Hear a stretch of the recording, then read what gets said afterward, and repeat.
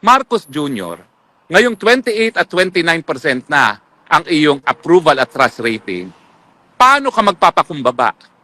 At paano ka magbibigay ng tunay na serbisyo sa bayan ngayon? Isa lang ang pwede mong gawin. Magbitiw ka na sa presyo.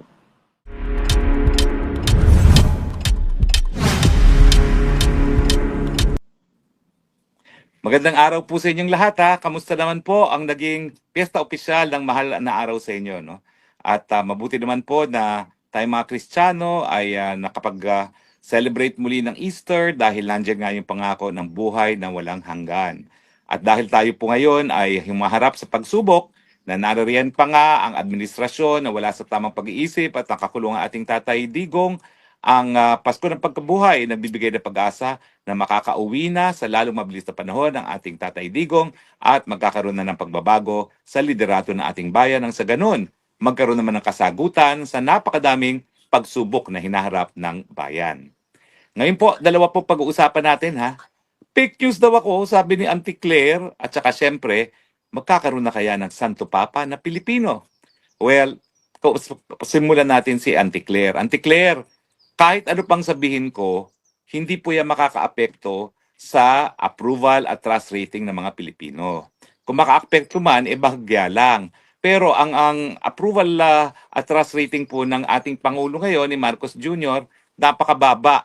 Negative 28 at negative 29 ang approval at the trust rating. Saan kayo nakakita na negative ang approval at negative ang trust rating? At super negative pa, negative 28 at negative 29. Ang masasabi ko na lang, Auntie Claire, swerte ka dahil hindi negative 54 dahil sa Bohol, negative 54 daw ang approval rating ng ating presidente. Nako, promise, isang buwan pa sa susunod na isang buwan, buong Pilipinas, negative 54 na yan. Lalo na magpatuloy ka na maging spokesperson kasi habang nagpapatuloy ka, bumabagsak ang approval at trust rating ng iyong principal.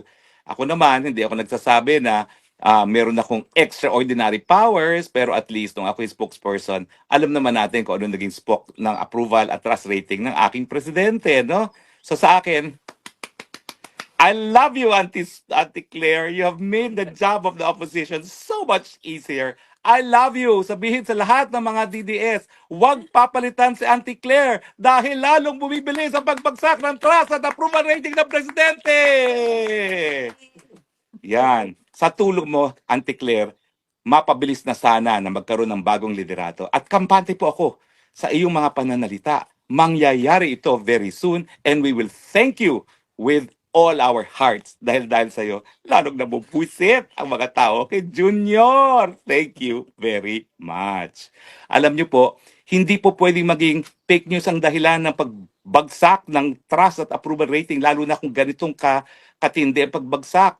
Kasi po yung kulob ng Sitmura, hindi po yan fake news. Ano ka ba, Auntie Claire? Ang kulob ng Sitmura ay pakiramdam. Hindi po yan mensahe na pinaprocess ng utak. Yung kulob po, resulta ng pagkagutom.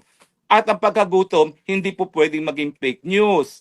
Makakaila mo ba, Auntie Claire, na ang self-rated poverty ay 52%, mahigit kalahati, gutom. Sang-ayon sa SWS services survey na yan, ha?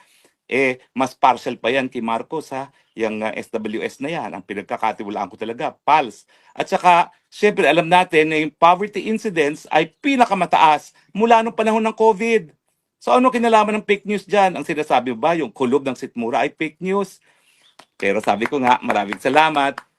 Kung napapansin ninyo, hindi na namin kailangan magsalita pa labang kay Marcos Jr. You're doing a great job. DDS, let us thank Auntie Claire. Okay? Anyway, maiba naman tayo ng usapan, no? Abay, kabilang buhay na po ang Santo Papa. At magsisimula na naman ang proseso ng pagpili ng bagong Santo Papa. Ang tanong, Pilipino kaya si Archbishop Tagle ang susunod na Santo Papa? Well, alam niyo po ako, napanood ko at nabasa ko yung The Conclave. Ito po yung pelikula na maraming awards na nakuha sa award-giving body sa Amerika at saka yung libro. Ang pagkakaiba dun sa pelikula at saka sa libro, ang napiling Santo Papa ay Pilipino. So kung tatanungin mo yung author ng libro ng The Conclave, ang talagang inaasahan niya na papalit dito sa Santo Papa ay ang Pilipino na si Archbishop Tagle. Now, sino ba si Archbishop Tagle at bakit siya? Anyway, pag-usapan po natin next ay ang Santo Papa. Ang nabasa ko, yung libro, at saka napanood ko yung pelikula, ang pagkakaiba, dun sa libro, ang sumunod na Santo Papa, na talaga namang naniniwala siya dun sa mensahe ng kandidato para maging Santo Papa, ay ang Pilipino. Pero sa pelikula, ginawang Mexicano. Now, panahon ba na ba talaga na magkaroon ng Pilipinong Santo Papa? Well, aminin ko po, hindi po ako Katoliko, no? So parang ako ay isang observer pagdating dito sa pagpipili ng Santo Papa. Pero sa tingin ko naman, panahon na para maging isang Santo Papa ang isang Pilipino. Bakit? Unang-una, tayo na po ang kaisa-isahang Kristiyanong bansa sa Asia, ang pinakamalaking kontinente sa buong daigdig. Pangalawa, pagdating sa kontribusyon sa Vatican, alam nyo ba ho na ang Pilipinas ay pangalawa lamang sa Archdiocese ng New York sa pinakamalaking kontribusyon na pinansyal sa Vatican. So bakit hindi naman magagaling sa Pilipinas ng Santo Papa? At saka yung numero mga nananampalataya, because we're 100 million people, mahigit po dyan, siguro mga 88% dyan ay mga Katoliko, bakit hindi naman magkakaroon ng Santo Papa na galing sa Pilipinas? Pero ano ba po ang advantage ni Archbishop Tagle? Well, unang-una po, yung kanyang filosofiya ay malapit na malapit sa filosofiya nitong si Pope Francis. Naniniwala po siya na bilang Kristiyano, meron tayong obligasyon dun sa mga mahihirap at mga biktima ng karahasan. No? Yan po kasi ay nag-aral siya sa Ateneo de Manila sa ilalim ng mga Hiswita. No? Ang undergraduate po niya ay papatungo nga doon sa teolohiya at alam naman natin ang teolohiya ng mga Hiswita ay malapit sa mga mahihirap at mga biktima ng karahasan. Pangalawa po, malapit siya sa tao. Wala sila masyadong hilig doon sa mga karangyaan na bilang isang Santo Papa. No? At sa tingin ko, yung buhay ni Pope Francis na siya ay nakatira sa dormitoryo, hindi doon sa palasyo kung sa tinitira ng mga Santo Papa, ay ipagpapatuloy niya dahil ang gusto lang niya ay mabuhay na ordinaryong buhay na malapit din sa mga ordinaryong mga mamamayan. At bukod pa nga po dyan, talaga naman pong nandito kami sa Europa ha. Alam niyo buhong ang dami ng saradong mga simbahang Katoliko at mga Protestante.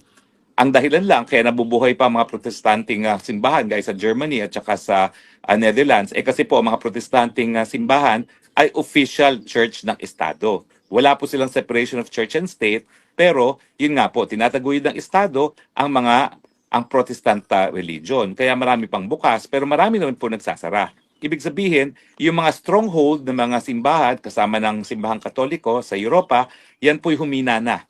Dahil marami na po talagang hindi na nananampalataya dito sa Europa at sa Estados Unidos. No? So kinakailangan naman kung saan masiglang simbahan gaya sa Pilipinas, doon naman manggaling ang Santo Papa.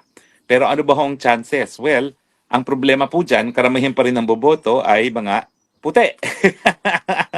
Dahil alam naman natin na maski kakaunti na mga nananampalataya sa mga bansang puti, sila pa rin ang merong kapangyarihan dyan sa Vatican at pagpili ng Santo Papa. Pero kung dun sa libro, nag-predict yung isang author na talaga namang pamilyar sa politika ng pamimili ng Santo Papa na ang susunod na Santo Papa ay Pilipino, baka naman po mangyari yan. Now, ano ang magiging implikasyon ng pagkakaroon ng Pilipinong Santo Papa kay Marcos Jr. at kay Presidente Duterte? Well, ngayon po kasi nakita natin na nung nag-celebrate ng kaarawan si Tatay Digong, yung kanyang 80th birthday, pinagdiwang ito sa buong daigdig. Kung magkakaroon po tayo ng isang Santo Papa na Pilipino, magdiriwang na naman ang Pilipino sa pangalawang pagkakataon. No? At ito naman po ay dun sa pagtatalaga nga ng isang Pilipinong Santo Papa.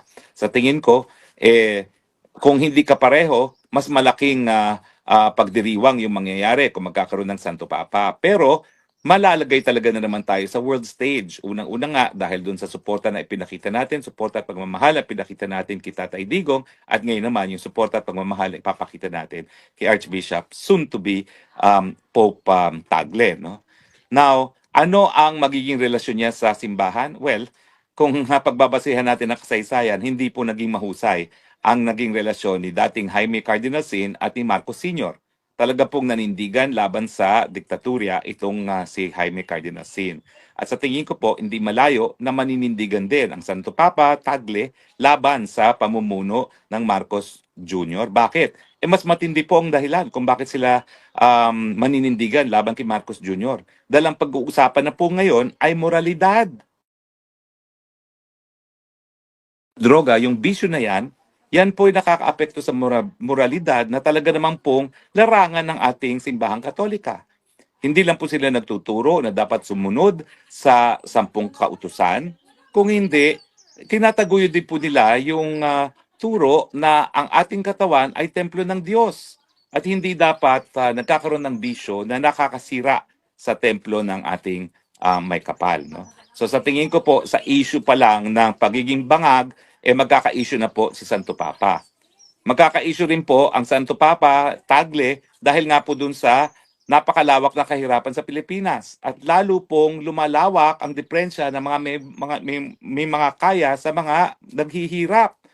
Nandito na nga po tayo, 52% na ang self-rated at hindi po yan ang record. Ang record ay 64% na na-measure po ng SWS ng December of 2024.